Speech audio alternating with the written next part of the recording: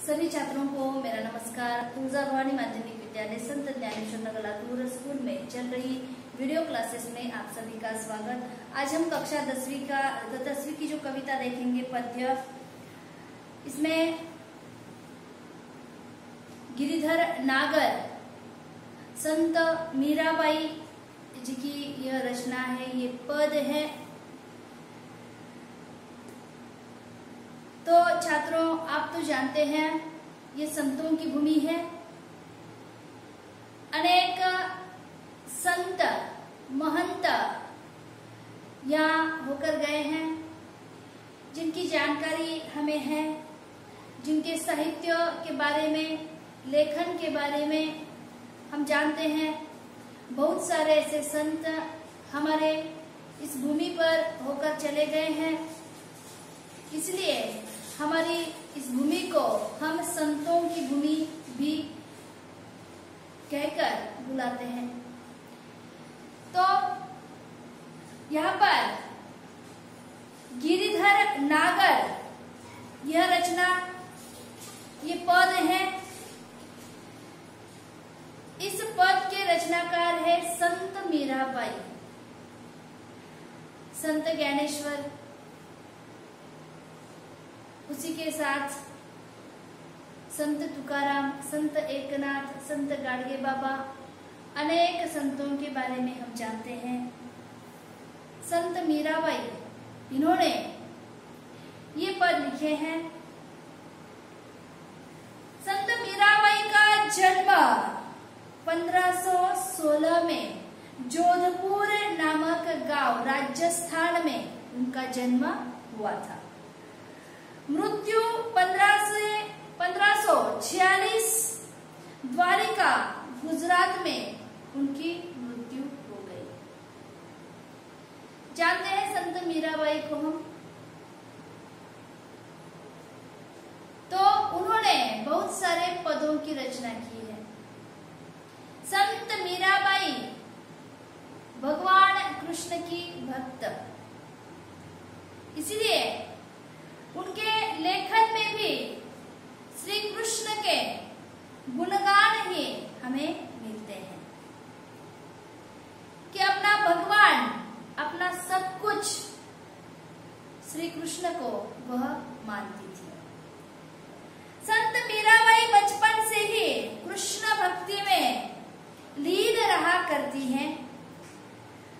बाद में गृह त्याग करके आप घूम घूम कर मंदिरों में अपने भजन सुनाया करती थी। मीराबाई के बारे में कहा जाता है कि संत मीराबाई बचपन से ही कृष्ण भक्ति में वो लीन हुआ करती थी। बाद में गृह त्याग करने के बाद घूम घूम कर मंदिरों में अपने कृष्ण भक्ति के भक्ति गीतों सुनाया करती थी। मीराबाई के भजन और उपासना माधुर्य भाव से ओतप्रोत है।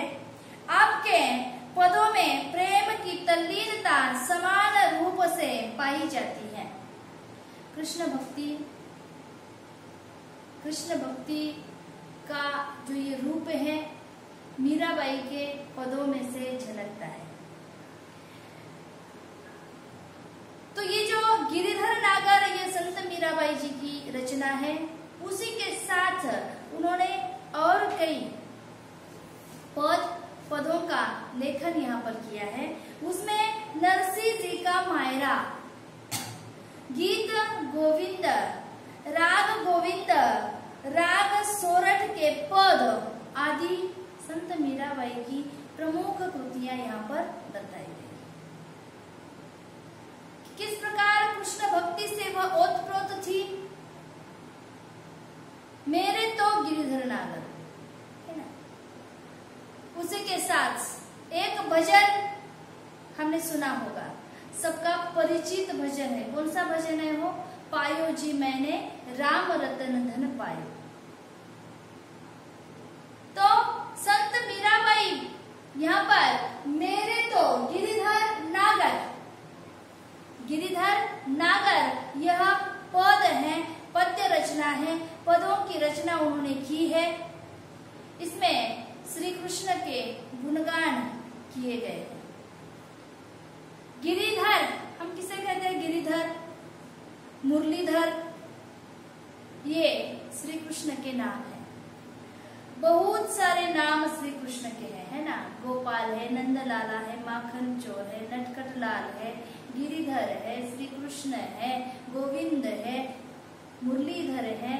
बहुत सारे नामों से भगवान श्री कृष्ण को हम पहचानते हैं। बहुत सारे उनके नाम, और ये जो नाम उनके रखे गए हैं, उनके रूपों को देखकर, उनकी जो अदाएं थी, बचपन में उनकी जो लीलाएं होती थी, उस पर ये नाम उनके रखे गए हैं। आ रहा समझ में? तो इसी में से एक भगवान का एक नाम यहाँ पर लिया है, गिरिधर। गिरिधर का अर्थ तो आप जानते हैं। अब ये नाम कैसे पड़ा श्री कृष्ण का? श्री कृष्ण ने अपने उंगली पर, ये जो हाथ की सबसे छोटी उंगली होती है ना, उस उंगली पर पर्वत को धारण किया। पर्वत को उसे रखा गया था उंगली पर। आ रहा है समझ में? इसीलिए पर्वत को दूसरा नाम क्या है? गिरि। गिरि धरने वाला, गिरिधर। गिरि को अपने उंगली पर उठाने वाला और सारे भयभीत मानव जन का संरक्षण करने वाला कौन है? श्री कृष्ण गिरिधर। वो मुरली पकड़ते हैं, मुरली बजाते हैं, मधुर ऐसी मुरली बजाते थे, इसीलिए मुरलीधर भी उनका नाम पड़ा है। ऐसे बहुत सारे नाम श्री कृष्ण के हैं। उसमें से एक नाम मीराबाई ने इस पद की रचना जो की है, पद के रचना का शीर्षक यहाँ पर दिया गया है, गिरिधर नागर। तो चलो हम देखते हैं कि गिरिधर नागर में कुछ कठिन शब्द यहाँ पर दिए गए हैं। कठिन शब्दों के अर्थ हम देखेंगे।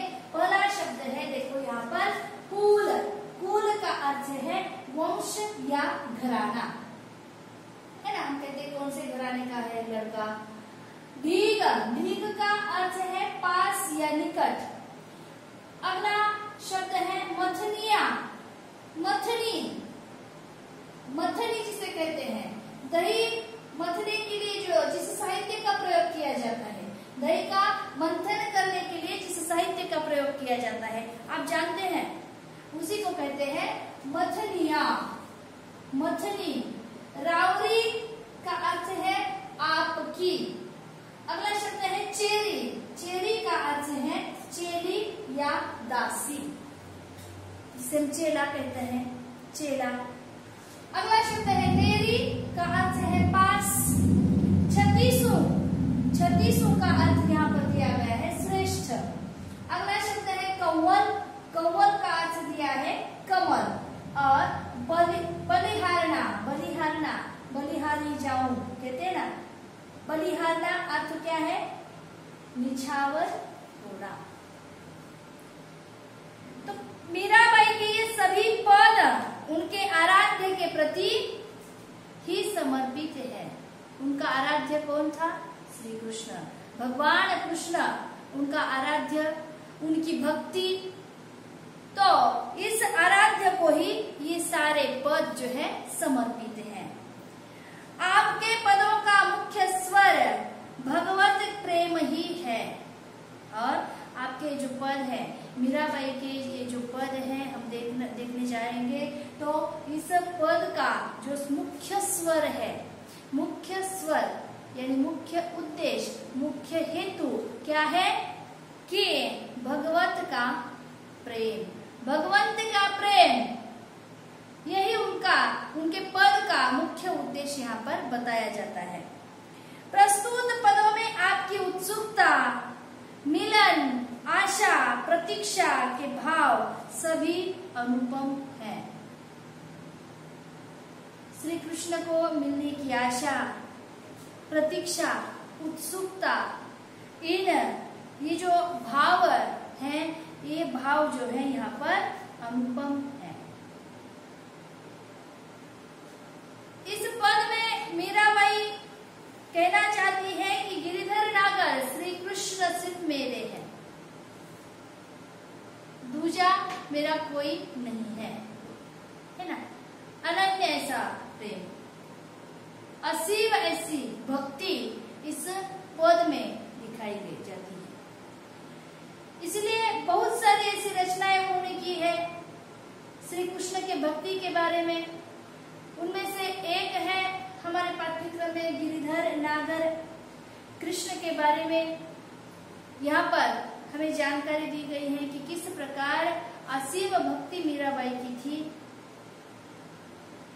ये इस पदों के माध्यम से हमें पता चलता है। मेरे तो गिरधर गोपाल दूसरों न कोई, जाके सिर मोर मुकुट मेरो पति सोई। छाड़ी दई कोल की कानी, कहाँ करी है कोई, संतन ढीक बैठी बैठी लोक लाज खोई।